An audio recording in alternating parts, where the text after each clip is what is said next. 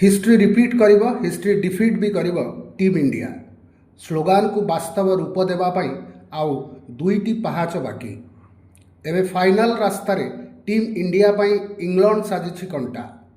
Match विजयी innings पर संजू सैमसन को ऊपर सबु फोकस तमिलनाडुर किंबदंती स्पिनर रवि अश्विनी कथा रखिले पड़ोशी केरलर संजू सैमसन वेस्टइंडिज विपक्ष क्वार्टर फाइनाल सदृश मैच रे एक मैच विजयी पाली खेलने सैमसन योग्य बोली अश्विनी खेल पूर्वर कहते और निज सामर्थ्य मुताबक प्रदर्शन देवाकू रविचंद्रन अश्विन संजू को परामर्श देते पड़िया भितर यह आकर्षणीय ढंग से देखाइबा सह भारत को सेमिफाइनाल नेबारे बेस प्रभावशाली योगदान रखिथिले सैमसन संजू 50 बॉल रु 97 रन अपराजित तथा जबरदस्त पाली बल भारत मैच सरिबार 4टी बॉल पूर्व विजयी होता टॉस जीति सूर्यकुमार यादव इंडीज विपक्ष में बोलिंग निष्पत्ति नहीं भारत बिना परिवर्तन में पड़िया ओह्लाइथिला तेबे दुई ओपनर दृढ़ मूलदुआ को पुंजी करी वेस्टइंडिज निर्धारित 20 ओभर रे 4 विकेट हराई 195 रन करथिला जवाब रे शेष ओभर प्रथम बॉल को जबरदस्त ढंग से छक्का मारिबा सह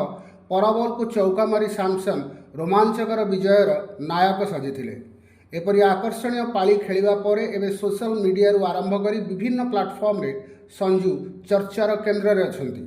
सेपटे बारंबार फ्लॉप हेउथुबा विस्फोरक बामहाती ओपनर अभिषेक शर्मा किंतु फैंस को रोषर शिकार होइछंती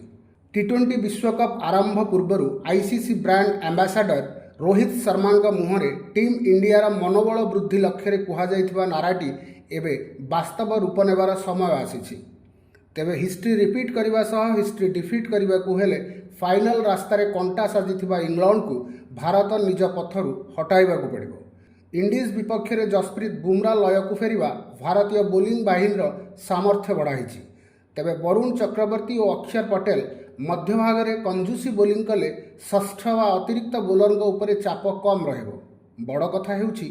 विश्वकप आरंभरू नैराश्यजनक प्रदर्शन करिथिबा इंग्लैंड शेष 2टी मैच रे चमत्कार ढंग से प्रत्यावर्तन करिछि एहा सत्वे इंग्लिश दलर बैटिंग अस्थिरता लागि रहिछि ओपनिंग बैटर जोस बटलर का बैट्रु आउ पूर्व भली रन वर्षा हेउना बटलर का साथी ओपनर फिल सॉल्ट का प्रदर्शन भी सेतेटा स्थिर रही ना यह सत्वे ए दुहे विस्फोरक क्रिकेट रे माहिर थिबारु कौनसी मुहूर्त रे लय को फेरी भारतर चिंता बढ़ाई पारती मध्यक्रम अधिनायक हैरी ब्रूक टॉम बैंटन और Jacob Bethell team India bowling unit पर असल आह्वान हेबे निम्न मध्यक्रम विल जैक्स जड़े विध्वंसी बैटर तेबे इंग्लैंड दलर निम्न मध्यक्रम बैटिंग दुर्बलता लगी रही भारतीय बोलर माने टॉप ऑर्डर बैटर को पैविलियन सौल फेराइबार योजन पड़िया ओह्लाइबे इंग्लिश दलर बोलिंग बाहिनी किंतु बेस शक्तिशाली एमानकु भारतीय बैटर माने किभली मुकाबिला करुछंती ताहा ही गुरुवार सेमिफाइनाल प्रमुख प्रसंग रहिबो संजू सैमसन का सह ए जाए विफलता धारा कायम रखिथिबा अभिषेक शर्मा और विस्फोरक ईशान किशन फोकस रे रहिबे मध्यक्रम हार्दिक पांड्या ठारू पुणी एक दायित्ववान पाली आशा करा जाउछि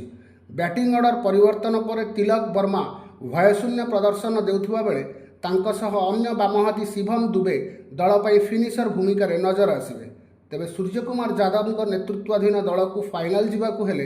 इंग्लैंड विपक्ष सेमिफाइनाल रे उभय बैटिंग और बोलिंग रे निज श्रेष्ठ प्रदर्शन देवाकू पड़िबो ब्यूरो रिपोर्ट डेटलाइन ओडिशा।